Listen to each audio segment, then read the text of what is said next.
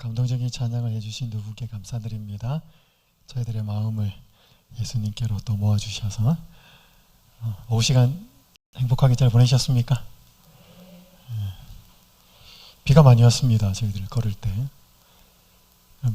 비가 오는 날씨는 좋은 날씨인가요? 안 좋은 날씨인가요? 보통 사람들이 비 안 올 때 오늘 날씨 좋다. 그 말은요? 비 오는 날씨는 안 좋은 걸까요? 좋다 안 좋다는 농부들한테는 비가 오는 날씨가 정말 좋을 때죠. 그래서 오늘 저는 좀 오늘 여러분들이 많은 분들이 좀 훨씬 더 많이 이 부분에 대해서는 생각하는 부분, 오늘 우리에게 또 하나의 우상이 될 수 있는 건강에 대해서 좀 이야기를 하겠습니다. 일병장수 혹시 들어보셨죠? 하나의 병이 있을 때 오히려 오래 산다.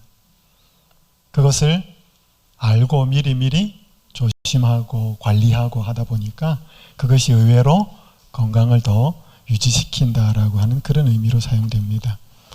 김형석 교수님, 연세대 철학과 명예교수인데 이분은 1920년생이에요. 그러니까 만 102세입니다. 근데 이분이 몸이 되게 약했어요. 어머니 소원이 제가 20살을 넘기는 거였고 중학교에 못 갈 정도로 몸이 약했습니다.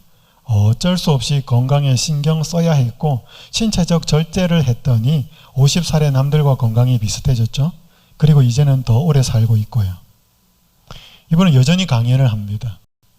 여전히 책을 쓰고 있고 약 80여 권의 책을 썼다 그러더라고요. 14살에 건강이 너무 나빠가지고 걷다가도 쓰러지고 뛰다가도 쓰러지고 그래서 중학교도 못 가겠다 얘는 그렇게 생각했는데 점점 신경을 쓰고 절제를 하고 그랬더니 뭐예요? 한 50살쯤 되니까 이제 뭐예요? 비슷해졌다는 것입니다. 그리고 그게 지나고 나니까 이제 뭐예요? 역전이 돼가지고 자기 친구들 벌써 다 갔어요.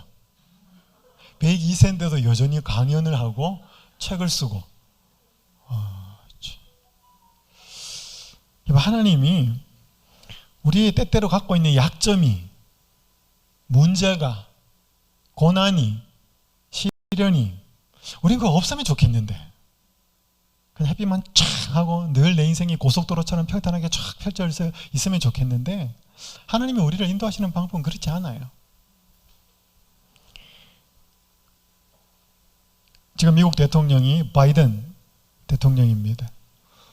이 바이든 대통령은 29살에 상원 의원이 되었습니다. 델라웨어라고 하는 조그만 주였는데 상원 의원이 된 그 해에 크리스마스 때 본인이 몰고 가족이 다 탄 차가 큰 교통사고를 자기가 이제 냅니다. 아내가 죽고 큰딸이 죽고 두 아들은 크게 다칩니다. 지금 부인은 재혼한 부인이에요. 그는 너무 실망하고 하나님을 원망하며 슬픔에 잠깁니다. 그때 이 바이든의 아버지가 그에게 조그만 액자 하나를 줍니다. 이 액자는 아주 심플한 카툰 만화가 두 컷이 이렇게 그려져 있는 것인데 미국의 유명한 만화 작가인 딕 브라운이라고 하는 사람이 그린 것입니다.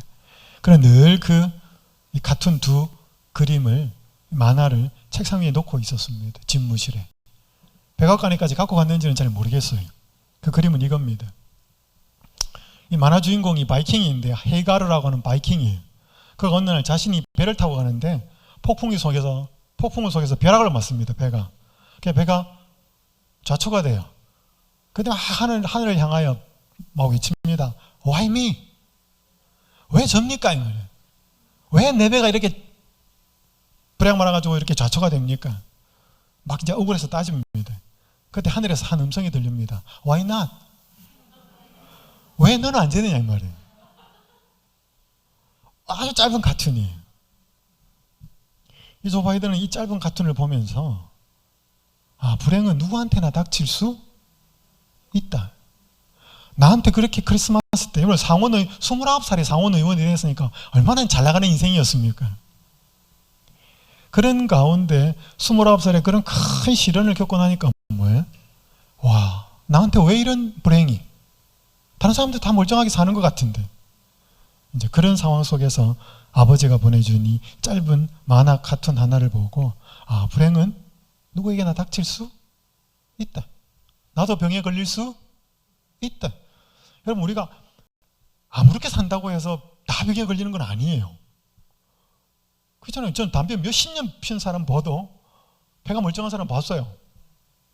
그럼 막 나름대로 절제하고 신경 쓰는데 병에 걸린 사람 있어요. 물론 우리가 원인을 다 알 수는 없습니다. 물론 뭐 함부로 하는 사람은 그렇지 않은 사람보다 병에 걸릴 확률은 더 높죠, 분명히. 이 암에 걸린 한 분의 고백이에요. 제가 암이라는 병과의 싸움을 하며 여기까지 오는 동안 절대 쉽지 않았습니다. 많이 낙심하고 절망한 적이 많은 것이 사실입니다. 처음 제 삶이 암이라는 큰 벽 앞에 마주쳤을 때 제게 든 생각은 왜? 도대체 왜? 였습니다. 그 누군가의 말처럼 가족 중 그 누구도 아닌 저라서 참 다행이고 그래서 더없이 감사하지만 마음 깊은 곳에서는 마치 거친 물살을 거슬러 회귀하는 연어처럼 저의 마음은 종종 왜? 라는 질문 앞에 멈추어 설 때가 많습니다. 그죠? 가족이 안 걸려서 다행이야, 그나마. 그러다가도 문득 왜 나야 그러면? 이렇게. 그래서 병에 걸린 사람은 당연히 치료받고 싶고 건강을 회복하고 싶습니다. 오늘 저는 정말로 건강을 회복하고 싶었던 한 사람 이야기를 좀 하려고 합니다. 성경 열왕기하 5장 1절에 이렇게 기록합니다.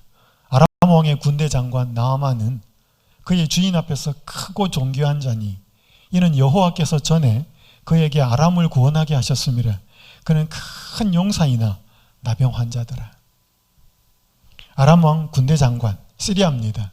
군대 장관이니까 뭐 국방부 장관이라고 그래야 되나요? 아니면 뭐 참모 총장이라고 해야 되는? 자건 군인으로 올라갈 수 있는 최고의 자리까지 올라갔고 그의 주인 임금 앞에서 크고 존귀한 자고 자기는 알았었는지 몰랐었는지 잘 모르겠지만 여호와께서 그를 사용하셔서 그의 나라 시리아도 구원하게 하셨고 큰 용사였대. 여기까지만 보면 뭐예요? 참 더없이 잘 나가는 사람이었습니다. 그러니까 성공한 사람이었고 그의 삶은 늘 높은 곳에 있었습니다. 모든 것을 갖추었습니다. 잘 나가는 사람이었죠. 그런데 그는 치명적인 한 문제를 갖고 있었습니다. 그게 뭐였어요? 나병이었습니다. 일시에 그의 모든 기쁨을 빼앗아가 버렸습니다. 제가 첫날에 이야기했잖아요.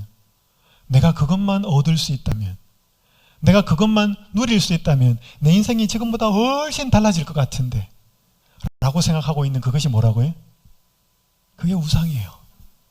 아니면 그게 하나님이 아니고 그분이 예수님이 아니고 다른 무엇에 그것만 갖고 있으면, 그것만, 그 존재만 내 옆에 있으면, 그 문제만 해결되면 내 인생이 지금보다 훨씬 기쁘고 행복하고 달라질 거라고 생각하고 있는 그것 바로 우상입니다.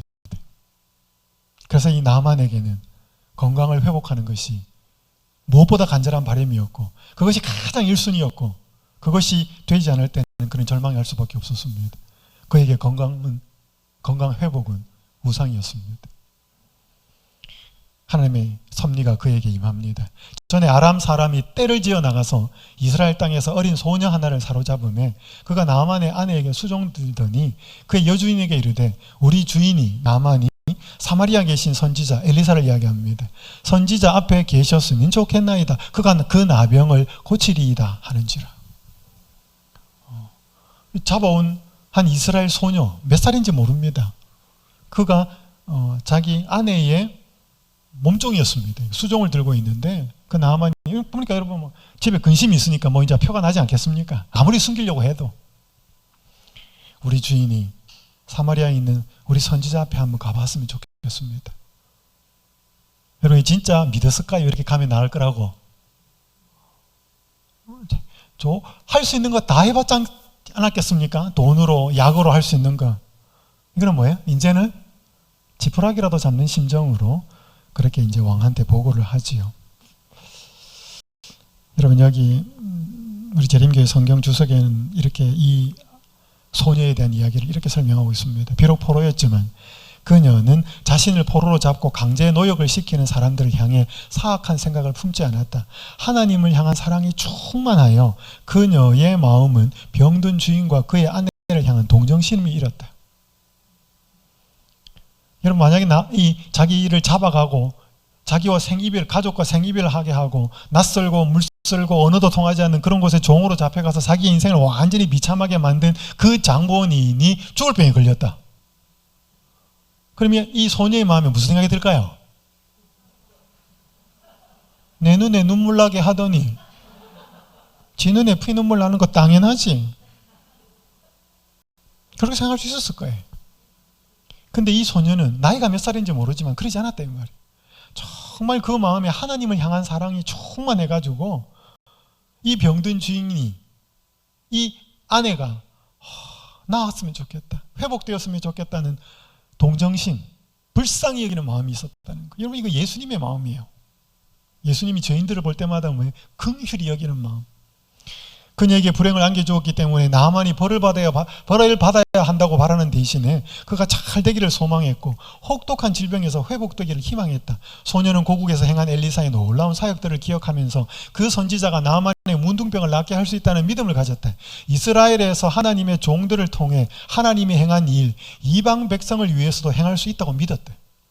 여러분, 이게 대단한 믿음이에요. 신약 시대의 예수님의 제자들도 예수님이 이방인을 향하여 구원의 손길을 베푼다는 걸 못 믿었습니다. 그래서 사도행전 10장에 보면 뭐예요? 고넬료라고 하는 이탈리아 백부장에게 예수님이, 하나님이 베드로를 보낼 텐데 미리 예방주사 한 방 줍니다. 하늘에서부터 뭐예요? 보자기에 가득 가정한 음식들이 담겨서 내려옵니다. 그는 먹으라 그래요. 그는 가정한 음식을 먹으라는 게 아니고 뭐예요? 그들이 그렇게 가정하게 취급했던 이방인을 하나님께서 이제 예수님이 십자가 이후에 그들도 구원의 대열에 받으신다라고 하는 것을 미리 알려주기 위해서 베드로에게 안 그러면 베드로도 그런 생각에서 자유할 수 없었으니까. 예수님의 제자들도 하나님이 동일한 은혜를 이방인에게 베푼다라고 하는 것을 믿을 수가 없었습니다. 근데 그때 구약시대에 이 이름 모를 소녀가 이방인 당신이 가도 뭐예요? 은혜와 축복과 혜택을 받을 수 있다는 사실을 믿고 있었고 권했다는 것은 대단한 믿음이었습니다. 하나님의 사랑이 충만하여서. 자, 이제 이걸 왕에게 보고합니다. 나아만이 자기 임금에게. 그러니까 아끼는 사람이었으니까 이렇게 말합니다. 아람 왕이 이르되 갈지어다. 이제 내가 이스라엘 왕에게 글을 보내리라 하더라. 나아만이 곧 떠날새 은 10달란트와 금 6,000개와 의복 10벌을 가지고 가서 이스라엘 왕에게 그 글을 전하니 일렀으되 내가 내 신하 나아만을 당신에게 보내오니 이 글이 당신에게 이르거든 당신은 그의 나병을 고쳐주소서 하였더라. 엄청난 돈하고 편지를 써줍니다.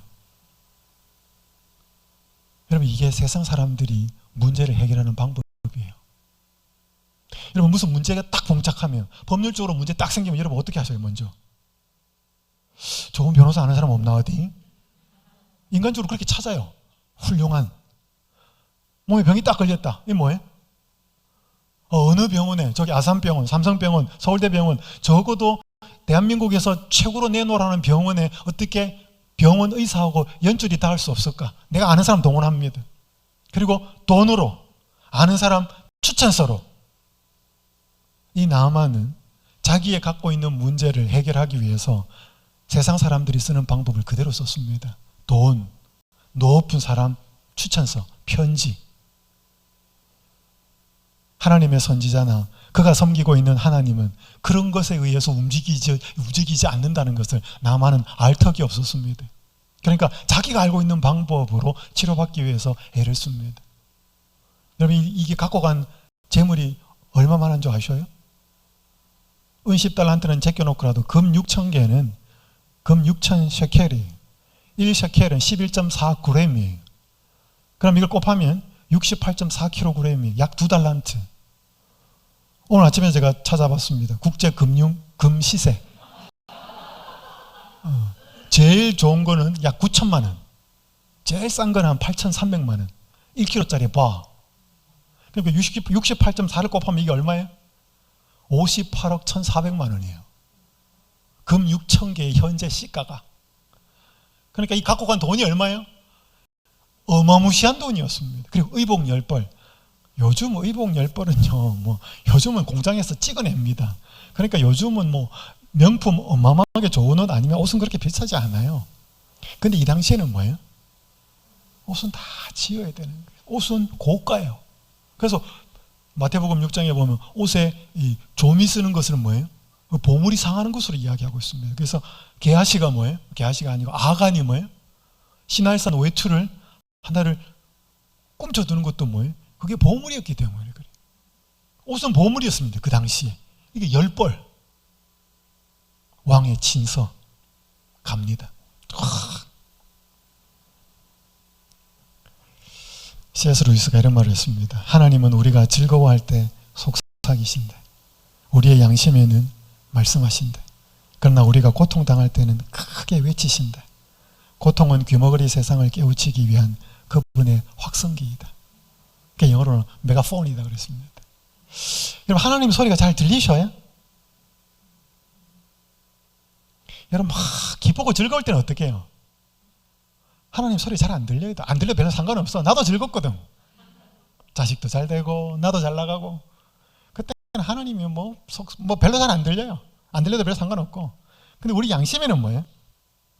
그분이 이렇게 말을 하셔. 즐거워할 때는 속삭이고. 근데 우리가 고통을 당하고 올 때는 그분은 뭐예요? 크게 외친다는 거예요. 여러분, 이게 하나님이 즐거울 때는 기어와서 속삭이고, 평소에는 말씀하고, 막 고난을 당하면 메가폰 대놓고 고함을 지르는 게 아니고, 우리의 상황에 따라서 그분의 소리가 들리기도 하고 안 들리기도 한다는 거예요. 즐거울 때는 우리의 관심사가 많거든요. 둘 때가. 근데 내가 고통당하고 고난을 당하고 시련을 당하면 뭐예요? 마음이 되게 절박해져요. 간절해지고. 그때는 뭐예요? 막 지푸라기로 잡으려고 하는 그 심령 속에 하나님의 음성이 뭐예요? 더 세미하게 들리는 거예요. 크게 들리는 거예요. 그래서 고난은 귀머거리 세상을 깨우치기 위한 그분의 확성기이다. 하나님께서 자신이 더 말씀하는 소리를 듣게 하도록 하기 위해서 때때로 우리에게 고난이 허락됩니다. 우상에 관한 진리, 건강도 분명히 우리의 우상이 될 수 있습니다. 우상은 뭐 할 수 없다? 버릴 수 없다. 다른 대상? 하나님으로 반드시 대체되어야 합니다. 자, 이제 갑니다. 그래서 이 나아만은 정말 자기의 이 문둥병, 나병이 고쳐지기를 원해서 세상적인 방법, 돈으로, 왕의 친서로, 추천서로 어마어마한 행렬을 부하들을 데리고 갑니다. 하나님 알았을까요? 알았겠죠. 하나님은 그의 몸뿐 아니라 마음을 치료하기 원하셨습니다. 이게 하나님의 계획이었습니다. 갑니다. 열왕기하 5장 9절 10절. 나아만이 이에 말들과 병거들을 거느리고 이르러 엘리사의 집 문에 서니 엘리사가 사자를 그에게 보내 이르되 너는 가서 요단강에 몸을 7번 씻어라. 내 살이 회복되어 깨끗하리라 하는지라. 엘리사는 나와보지도 않아. 엘리사의 종이 와가지고 게하시가 우리 선생님이요, 저기 가면 요단강이 있는데 몸을 7번 씻으래요. 여러분, 이 명령을 나만이 따르기가 쉬웠을까요? 어려웠을까요? 대단히 간단한 명령이잖아요. 근데 이건 순종하기에 너무나 힘든 명령이었습니다. 나만의 생각에. 이래가 낫겠나? 나만은 적어도요, 엘리사가 나와가지고 자기의 병을 고치기 위해서 무슨 큰 의식이라도 세레모니라도 할 줄 알았습니다. 자기가 안 하면 자기한테라도 뭘 시킬 줄 알았습니다. 가서 산산뿌리를 뽑아오라 그러든지, 정말로 불가능한, 그래서 그것만 이루면 내 병이 나을 수 있는 엄청난 것을 시킬 줄 알았습니다. 그렇게라도 하면 뭐해? 그걸 이루어내면 나을 수도 있을지 모르니까. 자기가 뭘 하든 큰 일을 하든 나한테 큰 일 시키든 그래야 뭔가 이게 엄청난 일을 치료하는 것처럼 보이는데, 요단강에 가서 7번 몸을 씻으라? 나만은 도대체 이해할 수가 없었습니다. 너무나 쉬운 명령 같지만 너무나 순종하기 힘든 명령이었습니다. 여러분, 요단강에 7번 몸을 담그는 것은 돈이 얼마나 많고 능력이 얼마나 있고 이때까지 어떤 업적을 쌓아왔는지 아무 상관없었습니다. 자기는 적어도 자기가 이루어 놓은 이때까지의 백그라운드와 성취된 것이 자기가 병을 치료하는 것과 관련이 있을 줄 알았습니다. 아무렇지 않았습니다. 여러분, 이게 하나님이 주시는 구원의 방법이에요. 하나님이 주시는 구원은 그 사람이 선하기 때문에, 악하기 때문에 그 사람이 능력이 있기 때문에, 능력이 없기 때문에, 그 사람이 많이 모아놓았기 때문에, 재산이 있기 때문에, 높은 자리에 있기 때문에, 그래서 받는 게 아니에요. 하나님의 구원은 값없이 주는 거거든. 근데 그 값없이 주는 게 인간의 생각과는 달라요. 하나님이 주시는 구원의 방법은 대단히 쉬운 것 같은데 내 생각이 들어가 있으면 그건 순종하기 너무나 힘든 명령이에요. 십자가를 믿음으로 말하며 구원을 받는다. 그 예수 그리스도의 보혈의 공로가 내 모든 죄를 사한다. 상식적으로 어떻게 이게 이해가 돼요? 이해가 잘 안 돼요. 무슨 우리 보고 큰 수행을 하라 그러거나 뭐예요? 그저 뭐 금식도 엄청나게 하고 완전히 선도 엄청나게 행하고 그러면 구원을 주겠다 그러면 한번 해볼 만한데, 여러분, 예수님의 구원은 우리 보고 큰 일을 하라고 시키는 게 아니고 자기가 큰 일을 이루고 나서 그걸 믿을 수 있느냐고 물어요. 우리의 구원은 우리가 큰 일을 행하는 데 달린 게 아니고 그분이 큰 일을 하셨다는 것을 깨닫는 거예요. 그리고 그걸 그대로 믿는 거예요. 그래서 이 나아만은 단지 문둥병에서 나병에서 치유받는 것이 아니라 나아만이 구원받는 내용이 열왕기 5장은. 그래서 여기 보십시오. 나아만이 막 신경질이 나서 갈라 그럽니다. 내 생각에는 그가 내게로 와서 그의 하나님 여호와의 이름을 부르고 그의 손을 부위에 흔들어서 나병을 고치고 뭔가 세레모니도 하고 뭐예요? 하든지, 아니면 차라리 어디가 씻으라 그러면 뭐예요? 다메섹강 아바나와 바르발은 이스라엘 모든 강보다 더 낫는데 거기 가서 씻으라 그래야지. 여러분, 제가 요단강 가봤거든요. 요단강은요, 우기 때는 이게 물이 불어요. 그래서 건너기가 어렵습니다. 그래서 이스라엘 백성들이 출애굽해서 요단강 건너갈 때는 우기였습니다. 그래서 거기 쉽게 건너기 어려워요. 근데 건기에는요, 폭이 넓은 데는 있지만 좁은 데는 그냥 펄짝 뛰어 넘어가도 돼요. 그냥 또랑 같은데, 또랑. 이스라엘계, 여러분이 생각하든지 한강, 낙동강 이렇게 생각하시면 안 돼요. 팔레스타인의 강은요 24시간 흘러가면 강이에요. 아무리 폭이 좁았고도. 그래서 그들은 와디라고 하는 것이 있습니다. 와디는 뭔가 하면 이렇게 팔레스타인 땅에 가다 보면 이렇게 푹 파였어요. 길이 뚫려 있는데, 길이 나 있는데 물은 하나도 없어요. 그때는 비가 확 쏟아지면 그 물이 쫙 흘러 햇빛 쨍 나면 말라버려요. 그게 와디라는 곳이에요. 그런데 그게 아니고 24시간이라도 쫄쫄쫄쫄 흘러가면 이 강이에요. 그러니까 이 적어도 나만이 생각하기에 요단강은 뭐예요? 가면서 봤는지 안 봤는지는 모르겠지만, 혹은 소식은 들었는지 모르겠지만, 요단강은 그렇게 삐까뻔쩍한 큰 강이 아니에요. 그러니까 뭐예요? 이왕 강물에 들어가서 7번 몸을 잠그라 그러면 뭐예요? 우리 동네에 있는 그런 큰 강이나 가라 그러지. 뭐 쪼매는 저 요단강에 가서 씻으라 그러고. 도대체 내 생각하고 안 맞다 이 말이에요. 신경질나서 갈라 그럽니다. 그때 나만 옆에는요, 또 이렇게 충성스럽게 뭐 직언을 하는 사람이 있습니다. 아니 장군님, 뭐 큰일 하라 그랬습니까? 여러분, 이름 모를 소녀, 그죠? 이 이름 모를 부하들. 한 사람이 구원받는 것은요, 절대로 지 혼자 힘으로는 안 됩니다. 주변에서 말없이 도와주는 사람에 합력하여 선을 이루는 거죠. 갑니다. 이제 나만이 내려가서 하나님의 사람의 말대로. 여러분, 이제 노란 거 표시하는 거 보죠. 내 생각과 하나님의 사람의 말이 부딪힙니다. 여러분, 우리가 구원을 받느냐 못 받느냐, 이거 딱 두 가지 사이의 싸움이에요. 하나님의 사람의 말은, 엘리사의 말은 본인의 말이 아니고 하나님으로부터 받은 말이에요. 자기가 어떻게 7번 요단강에 가면 낫겠다고 어떻게 자기가 만들어내겠습니까? 하나님이 주신 명령이죠. 그러니까 이 하나님의 사람의 말은 하나님의 말씀이에요. 그러니까 하나님의 말씀하고 내 생각하고 부딪힌 거죠. 내 생각 계속 고집하면 돌아가는 거고, 내 생각 그 하나님의 말씀에 굴복하면 뭔가 일어나도 일어나는 거고. 자, 요단강에 7번 들어갑니다. 한 가지 질문을 드릴게요. 여러분, 나아만이 7번 들어가는데 언제 그의 나병이 나았을까요? 한 번 들어갔는데 7분의 1 몸에, 두 번째 들어갔으니까 7분의 2, 세 번째 들어갔을 때 7분의 3, 그래가지고 7번 딱 들어가고 나니까 7분의 7 그랬을까요? 안 그랬을 거예요. 한 번 들어갔다 나온데도 뭐예요? 아무런 표가 없어요. 달라진 게. 두 번째 또 들어갔는데도 똑같아. 갈등 생겼을까요? 이거 지금 장난하나? 뭔가 한 번 했는데 표가 나야 계속 할 건데 전혀 안 달라졌어요. 언제 나왔을까요? 7번까지 순종하고 들어갔다 나올 때 그때 완전히 났습니다. 여러분, 하나님은 순종을 말씀하실 때 에이 한번 해보고 내보고 아닙니다. 끝까지 해야 돼. 하나님 말씀.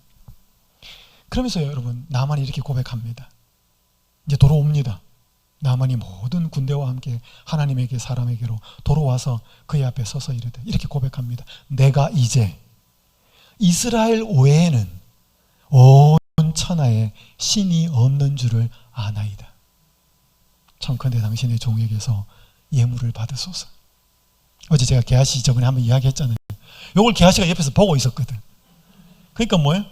금 6,000달란트, 6,000달란트가 6,000 셰켈, 2달란트입니다. 그 어마어마한 걸 갖고 왔으니까 뭐예요? 저거 받아야 되는데, 우리 선생님.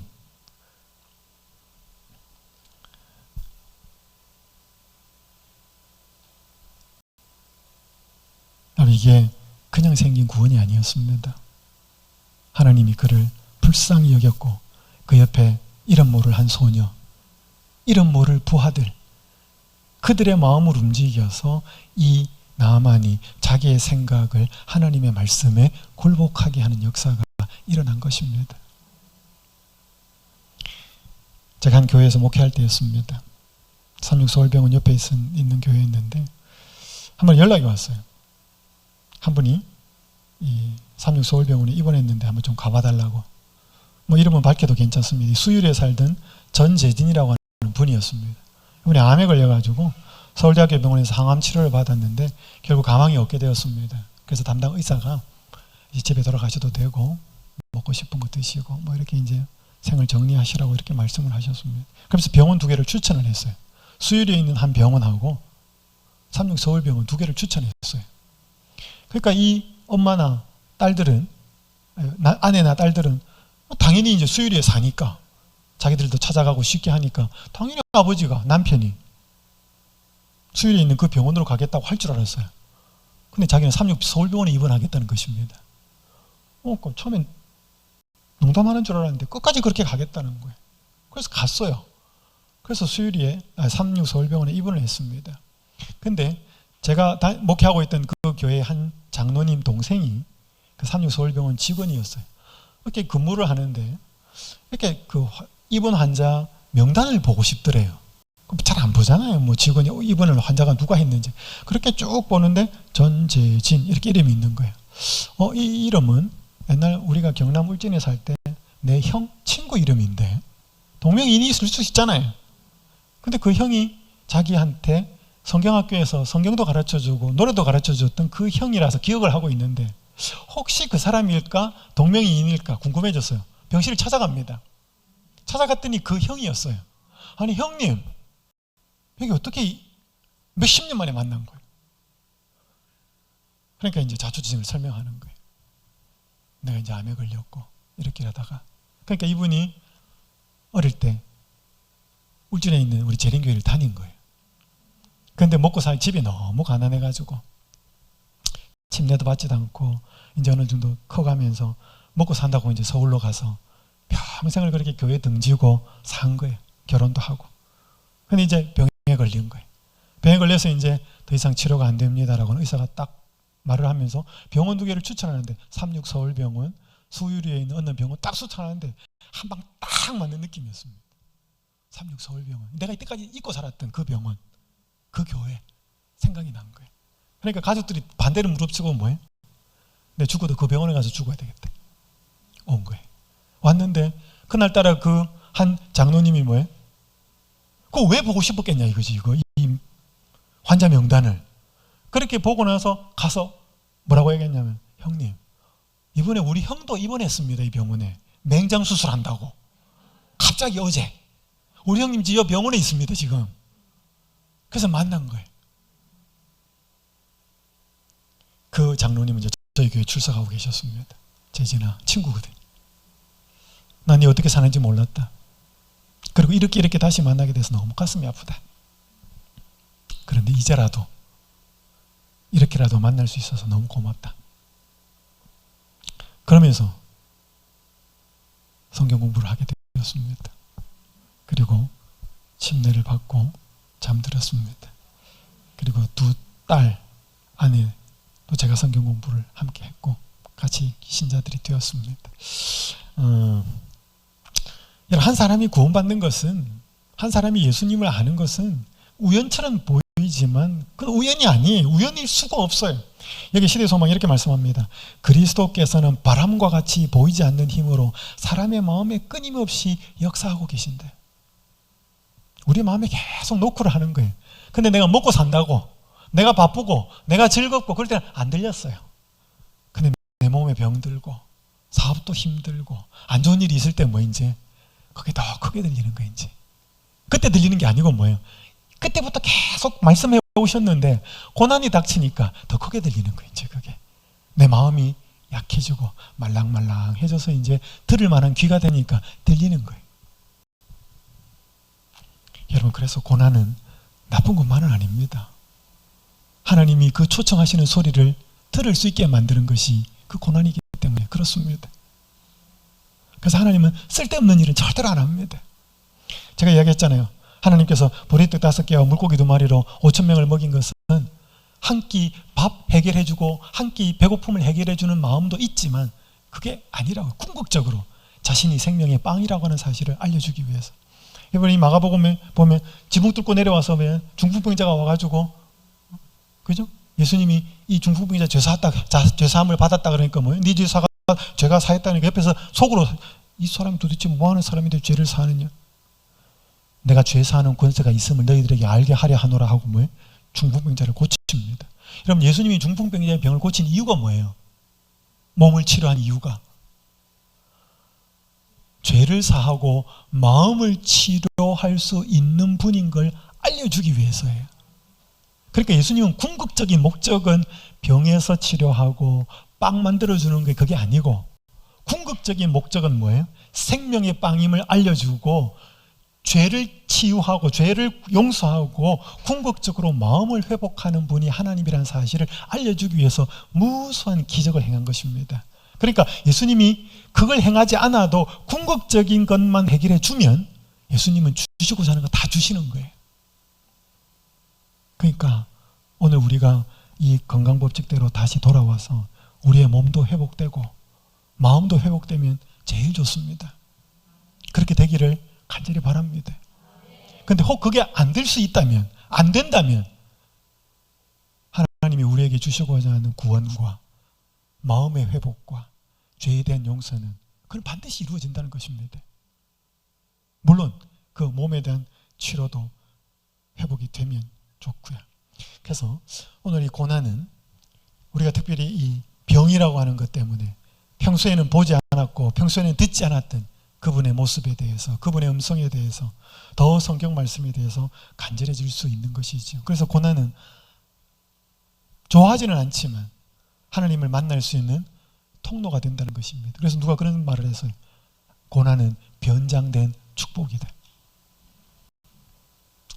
받고 싶으셔요? 그래도 안 받고 싶으셔요? 여러분, 3월에 우리가 바람이 많이 붑니다. 이 식물학자들에 의하면 3월에 왜 이렇게 바람이 많이 불까? 춥고 바람 너무 많이 불잖아요. 식물학자들에 의하면 3월에 부는 강한 바람은 나무에게 꼭 필요하다는 것입니다. 이 나무를 많이 흔들어야지 뭐예요? 뿌리가 튼튼해져서 깊게 내립니다. 양분을 뽑아 올리는 거죠. 그러면서 많이 흔들어야 영양분이 저 꼭대기까지 올라가는 것입니다. 그러니까 식물이 싹을 내고 꽃망울을 터뜨리기 위해서 뭐예요? 바람이 많이 불어가지고 나무를 흔들어야 돼요. 그래서 뿌리를 깊이 받고 영양분을 뽑아 올린 게 위에까지 올라가도록 많이 흔들거려야 되는 거죠. 그러니까 그 3월에 부는 바람은 꽃이 피기 위한 과정이라는 거예요. 제가 남아공에 한 3년을 살았는데, 그 남아공은 남반구 북반구가 반대이기 때문에 계절이 반대예요. 그래서 그건 크리스마스가 여름이에요. 근데 보면 9월이면 여기는 가을이지만 거긴 봄이에요. 거기도 9월에 바람은 엄청나게 불어요. 엄청나게 불고 그러면서 막 파도가 얼마나 치는지 모릅니다.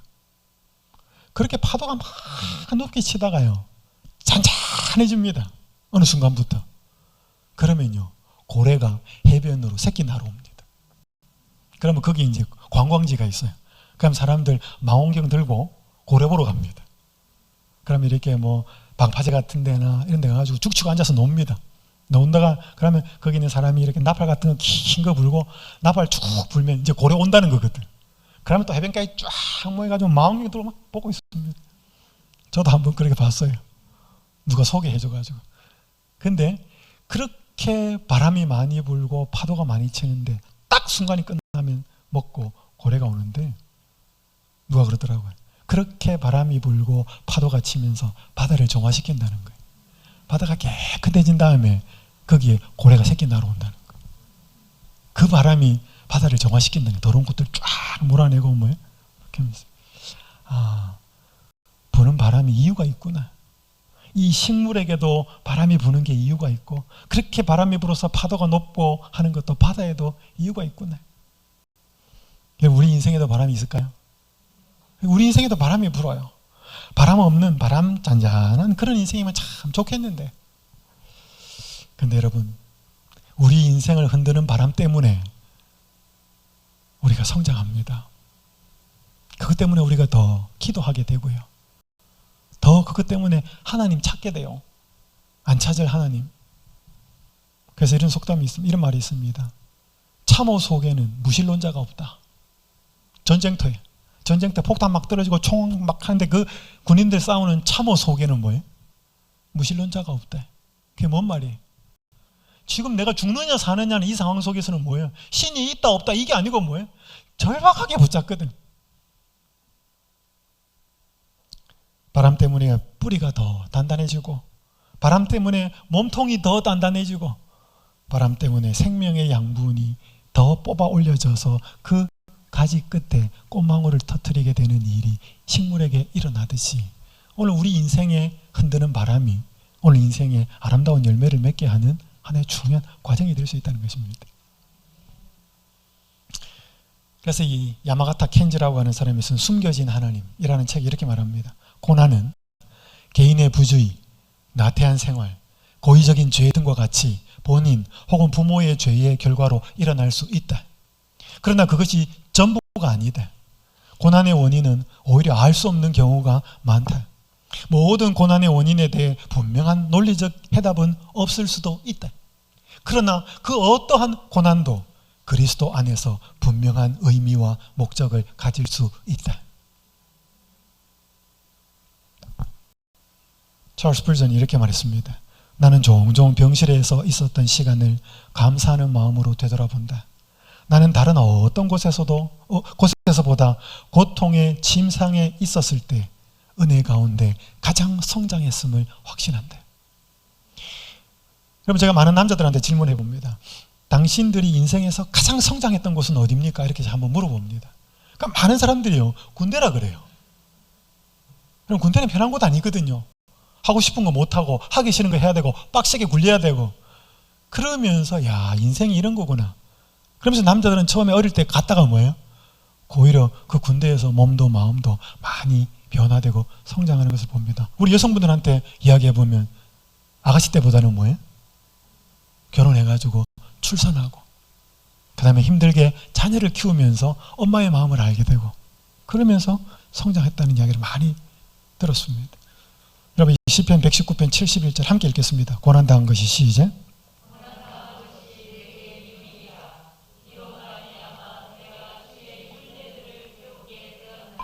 고난당한 것이 내게 뭐라? 유익이라. 왜? 이로 말미암아, 고난으로 말미암아 내가 주의 율례들을 배우게 되었나이다.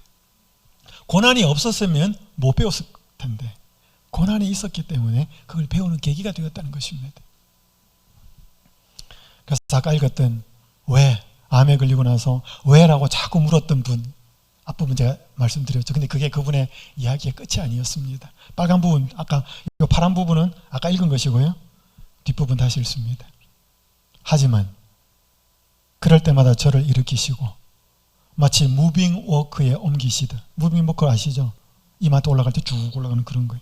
무빙 워크에 옮기시듯 저를 세상 속에 내놓으시고 고비마다 함께 하신 하나님을 체험한 저는 이젠 더는 묻지 않습니다.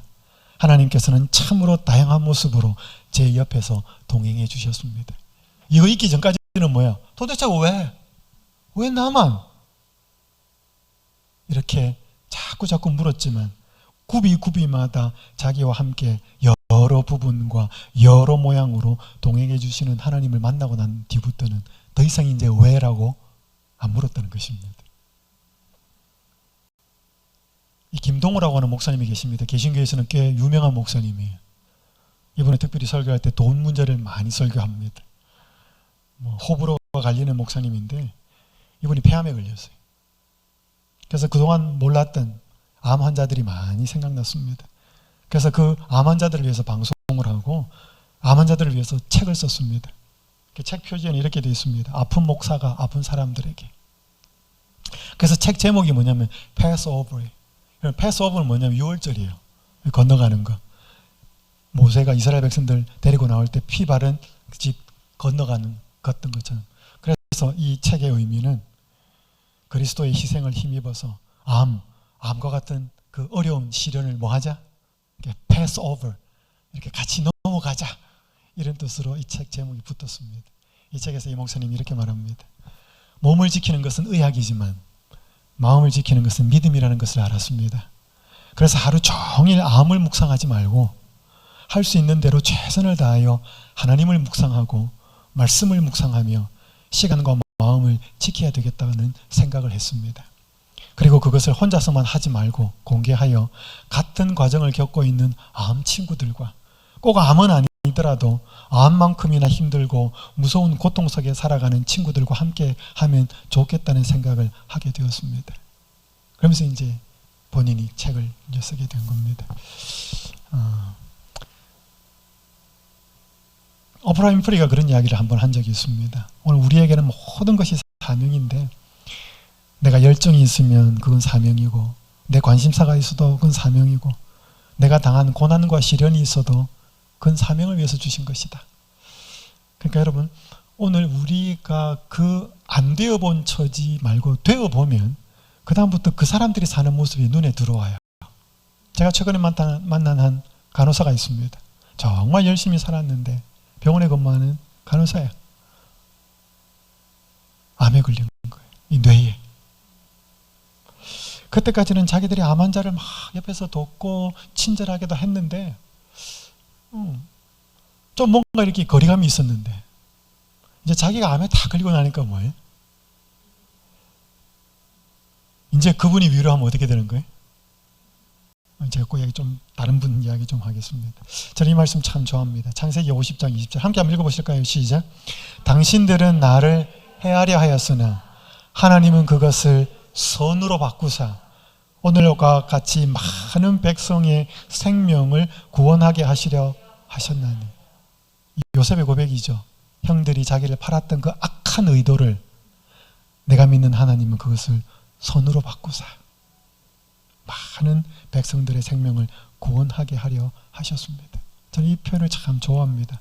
하나님은 모든 악을 뭐로 바꾸실 수 있는 분이? 선으로 바꾸실 수 있는 분. 이런 모든 악을 선으로 바꾸신 그분의 절정이 뭐냐면 십자가예요. 십자가를 향하여 모든 악이 다 퍼부어졌습니다. 사람들. 그분의 입술에서 나온 건 뭐예요? 주여, 저들이 하는 것을 알지 못합니다. 저들의 죄를 용서해 주십시오. 그분은 온갖 악을 다 받았는데 그분을 통해서 나온 건 전부 다 선이었습니다. 트랜스포머. 이거 뭐라고 그럴 거야? 뭐가 악이 들어갔는데 악이 안 나오고 악이 들어갔는데 최고의 선이 그분에게서 흘러나온 것이죠. 그 악은 본인이 다 받고 하나님은 그래서 우리의 모든 안 좋은 거 고통스러운 것, 더러운 것, 내 마음의 모든 추한 것 전부 다 그분 앞에 갖고 가는 것입니다. 그냥 다 드리는 거예요. 그럼 그분은 뭐예요? 그걸 깨끗하게 하셔가지고 우리한테 돌려줍니다. 너는 이거 가지고 살아라. 지뢰봉사 120쪽 이런 말씀이 있습니다. 병자의 마음이 구주께 인도될 때 그리스도의 평안이 그의 마음을 채우게 된다. 그리하여 주어지는 영적 건강이 육신의 건강을 회복하는 길에 있어서 하나님의 도우시는 손으로 사용된다. 잘 보십시오. 여러분 여기 영적 건강이 먼저예요? 육신의 건강이 먼저예요? 여기 보면 영적 건강이 먼저예요. 오늘 내가 병이 안 나왔을 수 있어요. 그렇지만 내 마음을 그분께 드려서 내 마음에 정말 평안을 경험하고 내 인생 모든 것이 하나님의 손 안에 있다는 사실을 알고 영적 건강이 회복되면 그게 육적 건강으로 영향을 준다는 거예요. 많은 사람들이 나 병 고쳐주면, 나 병 낫게 하면 나 예수님 잘 믿을게요. 그래요. 뭐 그럴 수도 있어요. 그렇지만 하나님의 방법은 그럴 때도 있지만 아닐 때가 더 많아요. 오늘 그분은 먼저 우리의 마음을 먼저 치료하기 원합니다. 왜? 그게 죽고자 하는 궁극적인 그분의 은혜고 축복이기 때문에. 그래서 혹시 뭐예요? 원하는 대로 안 되어서 이 영적 건강이 회복 안 될 수 있을지도 모르겠습니다. 그렇다고 해서 그분들이 하나님 원망하지 않을 거예요. 그렇기 때문에 먼저 우리의 마음이 치료되어야 한다는 걸 기억하시고, 그죠? 내어놓으시면 좋겠습니다. 그래서 일병장수라고 하는 육적인 의미, 일병장수의 육적인 의미는 진짜 병 하나 있을 때 뭐예요? 그것 때문에 몸 조심하고 신경 써서 오히려 그것 때문에 내 건강이 더 뭐 이렇게 좋아진다 이런 의미지만, 일병장수의 영적인 의미는 뭘까 그러면? 우리를 힘들게 하는 육신의 병, 그것 때문에 뭐예요? 내가 안 그랬으면 몰랐을 예수님 앞에 나오고 내 마음을 그분께 드리면서 뭐예요? 예수님을 발견하고 마침내 내 영원한 생명까지 연결될 수 있게 되는 의미, 일병장수의 영적 의미입니다. 육적 의미를 넘어서 이런 영적인 의미도 소유하게 되시기를 간절히 바랍니다. 제가 이제 한 이야기만 드리고 마치겠습니다. 우리 재림교회가 운영하는 병원 중에 여수요양병원이라는 데가 있어요. 전라도 여수에 가면 여기 장로교에 약 30년간 출석하던 한 여집사님이 오셨습니다. 신앙에 열심은 있었지만 마음 한편에 하나님에 대한 두려움이 있었습니다. 2014년에 유방암 판정을 받았습니다. 그때 본인이 든 생각은 하나님이 나를 치셨구나, 올 것이 왔구나, 그렇게 생각했습니다. 그냥 갔어요. 그래서 이제 어떻게 치료하는 그것을 생각하다가 아는 후배가 있어서 이 여수요양병원에 입원을 한 겁니다. 그러니까 가니까 이제 거기도 건강식하고 뭐 이렇게 하지만 새벽에 예배를 드리거든요. 한 목사님 오셔서 설교를 하는데 뭐 이렇게 막 그 다니엘에 관한 어떤 뭐 이런 거 뭐 계시 예언 공부를 한 거예요. 아무리 들어도 도대체 무슨 말인지 모르겠더라. 한 번도 들어본 적이 없으니까. 목사님한테 찾아가서 물었어요. 그랬더니 그분이 이제 자기가 갖고 있는 방송 했던 그거를 링크를 걸어줬어요. 한 열흘치인가 이걸 걸어줬는데 처음에 들으니까 무슨 말인지 모르겠더라고요. 그래서 나중에 이거 내가 한번 알아봐야 되겠다는 생각이 들어서 그걸 몇십 번 들었다는 거예요. 몇 달 동안. 그때 이제 감이 잡히더래요. 그러면서 책을 보게 되고, 그래서 너무 마음에 기쁜 이제 신앙생활을 하게 됩니다. 그러면서 이제 이때까지 여기 살 때는 내 병 이거 어떻게 하면 낫지? 이렇게 나만 보다가 예수님의 은혜와 사랑이 많아지니까 병은 안 나았었어요. 자기를 하다 보니까 이제부터 눈이 주변으로 가기 시작한 겁니다. 옆으로. 그러니까 거기 오신 분들이 다 환자들이, 대부분 암 환자들. 물을 몇 잔 마셔야 되고, 밥은 어떻게 먹어야 되고, 햇빛은 어떻게 쬐야 되고, 이런 거에만 관심이 많고 이 생명의 말씀을 전하는 시간에는 안 오더라는 것입니다. 자기 가서 찾아갔대요. 그래서 이렇게 같이 가자고 나랑. 그러니까 처음에 직원인 줄 알았대요. 직원은 싫어하거든요. 근데 자기도 암 환자니까 뭐예요? 자기도 치료받으러 왔다고. 그러니까 뭐 당신도 암 환자예요? 나랑 똑같네. 그래서 이제 같이 마음을. 그분의 마지막 간증의 고백이 이거였습니다. 내 목표는 병에서 낫는 것이 아니라 마지막 순간까지 하나님의 영광을 위해서 하는 것입니다. 이게 그분의 간증의 고백이었습니다. 병에 걸린 사람의 목표는 병에서 낫는 것 아니겠습니까? 뭐 당연지사겠죠. 그런 마음을 누가 뭐 잘못됐다고 하겠습니까?